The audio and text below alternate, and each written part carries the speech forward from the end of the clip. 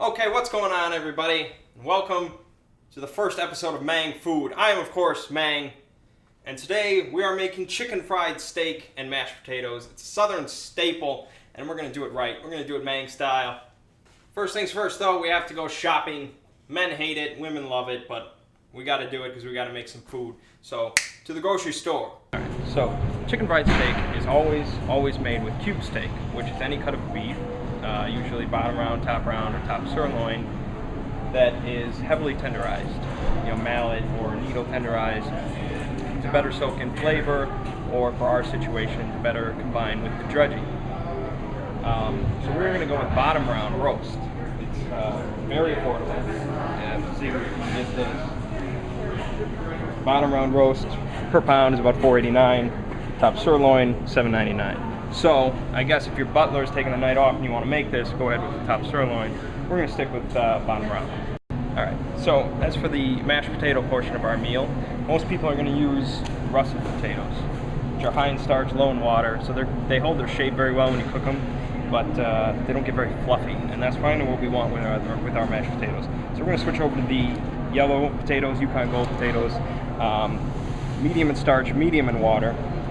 So they're not going to hold their shape as well, but they're going to be much softer, much fluffier, and it's going to have a buttery taste, which is going to be very good for our mashed potatoes. So I'm going to go with these. So we're going to start with the potatoes, yellow potatoes, Yukon Gold potatoes, whatever you call them, wherever you find them. That's what we're using. So first you need to peel them. I've already taken the liberty of doing that. So I got 5 of them. Need about 1.5 pounds. So you're going to take your 1.5 pounds of peeled yellow or Yukon Gold or whatever you can find potatoes, and then you're going to quarter them lengthwise, and excuse my poor knifing skills. Alright, so we got our potatoes all quartered. We're going to put them straight into the saucepan. Just lob them in there, no big deal. Then we're going to take a pinch of kosher salt and fill it to cover with water. Alright, then get that on the stove. Alright, so get that covered. We're going to be boiling, we're going to get that to a boil, reduce it down to a simmer, and then cook it for about 15 to 20 minutes, or until you can easily poke a fork through it. Now onto the meat portion of this video. The bottom round that we purchased from the grocery store. There it is. Now if the butcher is there, for when we went, he wasn't there. If he's there, ask him to cut it into 1/2-inch steaks. If he's not, then you're going to have to do it by yourself. This is actually about a 3-pound bottom round. It's the best we could get. Apparently, if the butcher is not there, nobody there is allowed to cut any meat, so that's fantastic. So I'm going to get to work on that.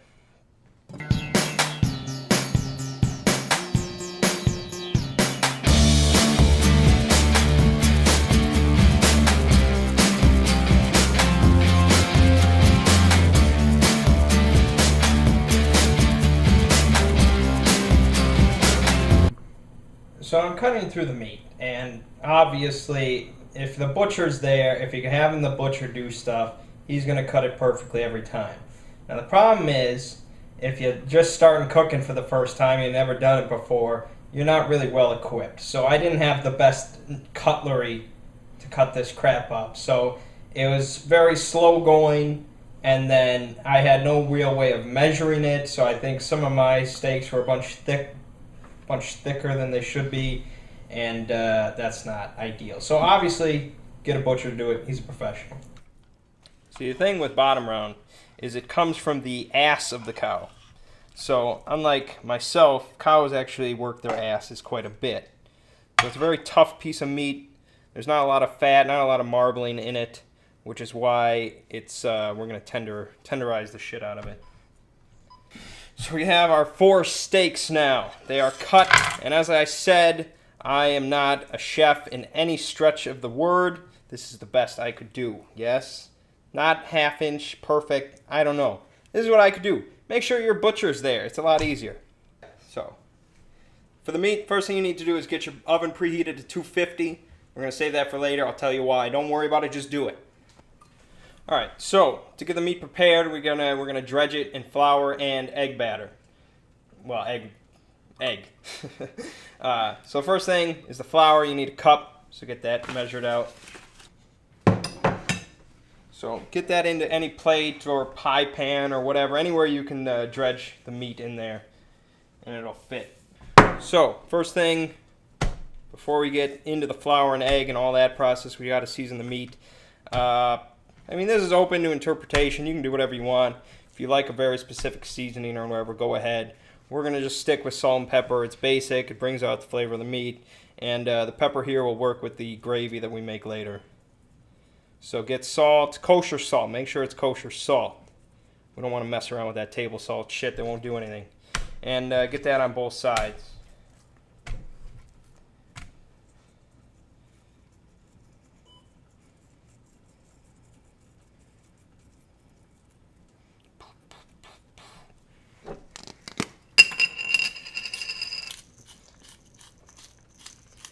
I'm using freshly ground black pepper here.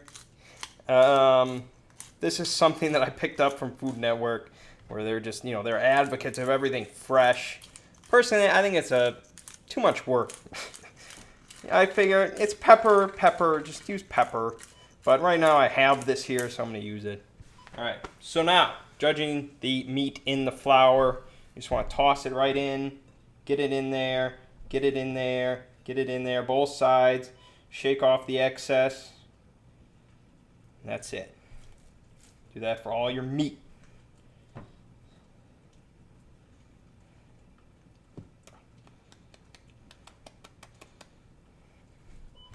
All right, so now it's dredged. This, the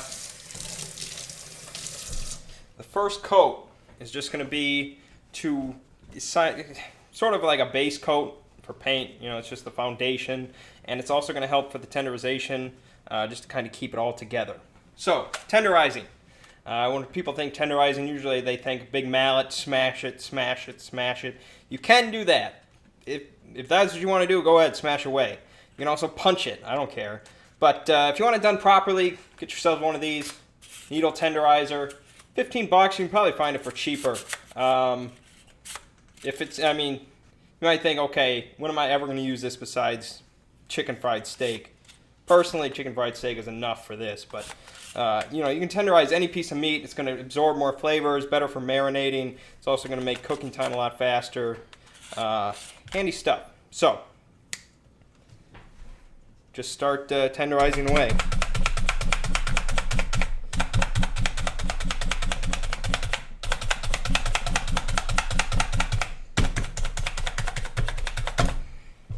So once you have your meat all tenderized as much as you want it, more is better for this case. And you're going to make an egg wash by taking 3 whole eggs and then beating them with a whisk or a fork. So now we get to the final dredging. Get it ready for frying. This is where it happens. You're going to take the meat once more into the flour. Shake it. Both sides again. Shake it. Into the egg now. Shake it, shake it, shake it. Both sides. So you got flour into the egg, shaking it all off, and then back into the flour once more. So it really just gets a total coating.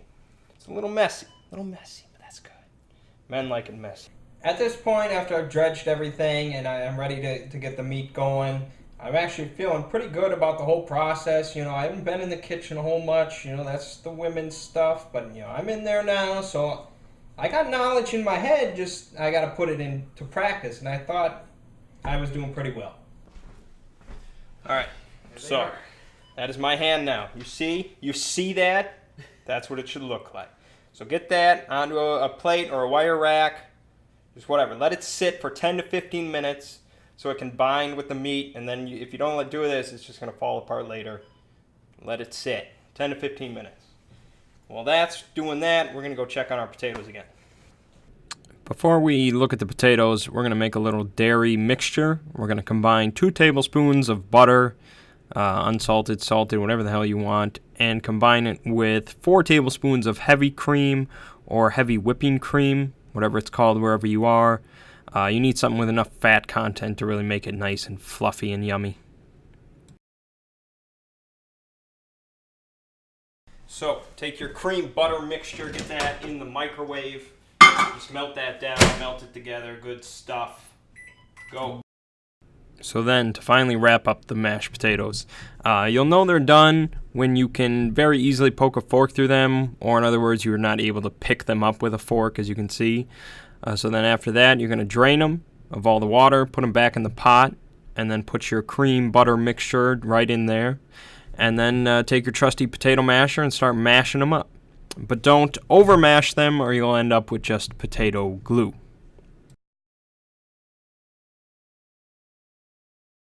We can just throw that potato masher away.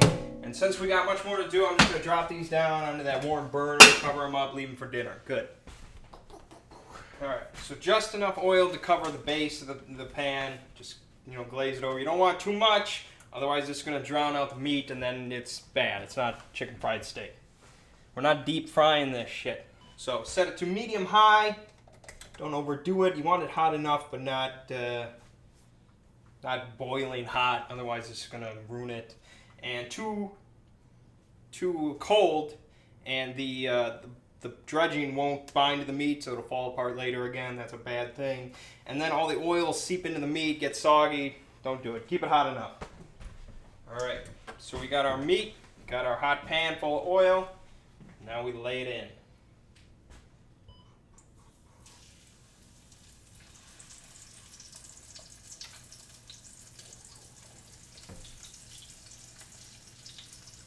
All right. So don't overcrowd the pan. I got 4 steaks. I'm going to do 2 at a time, and you're going to want to cook each side until it's golden brown and delicious. So about 4 minutes per side.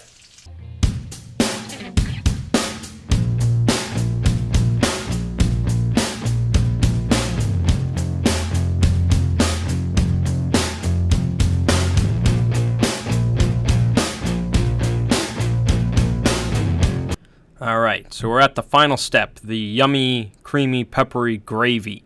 What you're going to do is I'm going to add about a tablespoon of vegetable oil to the pan. Not a whole lot, you really don't want to add a whole lot. And then about 3 to 4 tablespoons of flour, just the same flour you had when you dredged it, doesn't matter, just throw it in there. Whisk that up a little bit, and then add 2 cups of good old-fashioned chicken broth.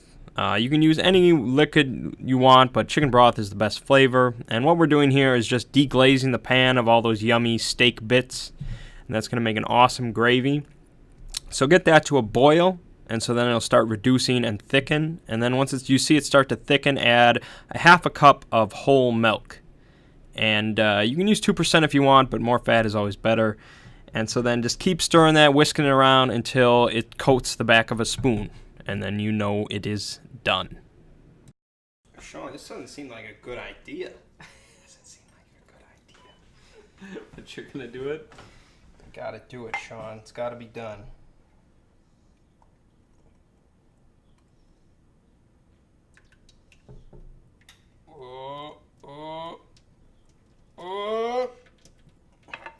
Good enough for me. All right, and there we have it. Chicken fried steak, mashed potatoes, nice, creamy, peppery gravy.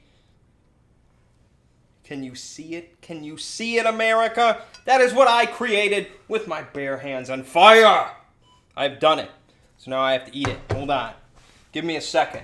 I have to eat it and you have to watch it because that's how cooking shows are done. Believe me, I've seen plenty of them. Hold on, hold on, hold on. Oh. There we go, there we go. It's kind of crunchy, kind of chewy, kind of yummy. And there you go. Chicken fried steak made by Mangg. We've turned it into Mangg Food from Mangg Food. So, from my kitchen to yours, I put the G's into your man food. My name is Mangg. We'll see you around for another episode.